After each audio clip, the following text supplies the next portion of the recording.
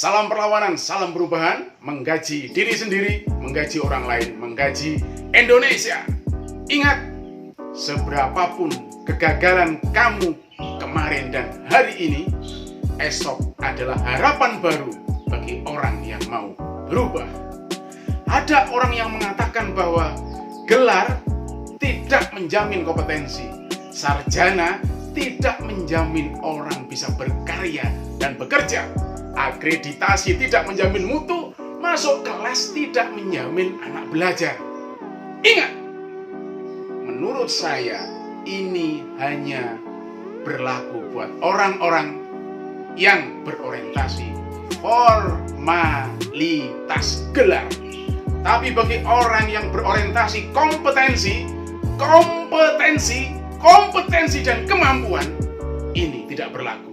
Maka ada 8 alasan kenapa Anda harus kuliah di kampus Muhammadiyah.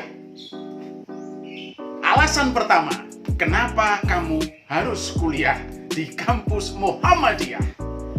Kamu akan dibiasakan oleh kebiasaan dan disiplin berubah, proaktif, mendorong perubahan, mindset berpikir, dan pola bertindak, serta melihat masa depan dengan landasan pengetahuan, yaitu bagaimana mahasiswa memulai kehidupannya sendiri, peduli kehidupan orang lain, peduli nasib bangsa, dan mengedepankan berpikir logik, argumentatif, dan berpihak pada kebenaran. Alasan kedua, kamu mendapatkan orientasi dan visi hidup untuk bermimpi menjadi pemimpin besar, leadership. Karena dari kuliah, kamu akan dihadapkan pada konektivitas amal usaha Muhammadiyah, yaitu TK dan PAUD 22.000 buah, SMP MTS sejumlah 1.806 buah, SMA SMK ada 1.407, SDMI ada 2.766, pondok pesantren ada 365, dan panti asuhan ada 384. Dan terakhir, universitas dan perguruan tinggi di Muhammadiyah ada 164 buah. Alasan ketiga, kamu mendapatkan landasan pikiran-pikiran kritis, humanis, dan nasionalis dalam bingkai Islam moderat. Untuk itu, kamu dihadirkan untuk bisa menjadi kader bangsa, kader perserikatan, dan kader keluarga.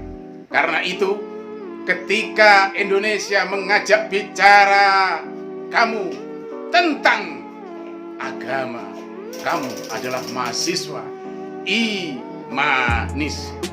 Ketika NKRI mengajak bicara kamu tentang cinta tanah air, kamu adalah mahasiswa yang nasionalis. Ketika Indonesia meminta kamu untuk berkorban nyawa, kamu adalah mahasiswa patriotis. Dan seandainya Indonesia meminta kamu bicara tentang pembelaan orang-orang miskin, kamu adalah mahasiswa imanis.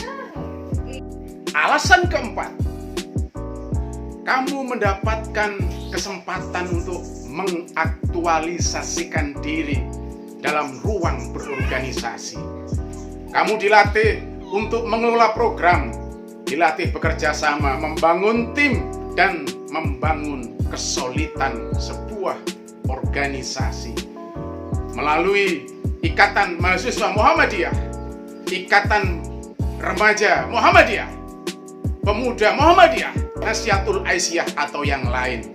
Artinya sejak dini, kamu bukan cuma diberikan teori-teori kepemimpinan, tetapi kamu diberikan wadah dan tempat untuk langsung praktek bagaimana menjadi seorang pemimpin yang efektif, visioner, dan mampu memberikan dampak perubahan kepada masyarakat, bangsa, dan negara.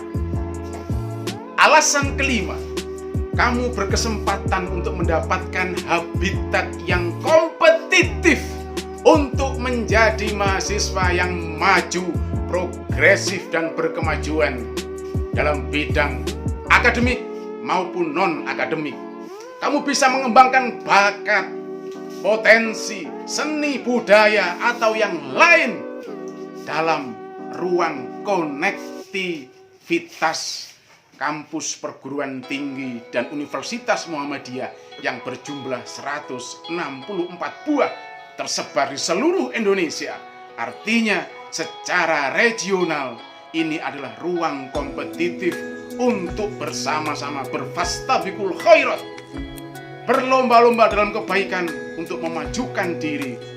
Siapa yang paling bisa untuk suatu saat menjadi orang-orang yang hebat.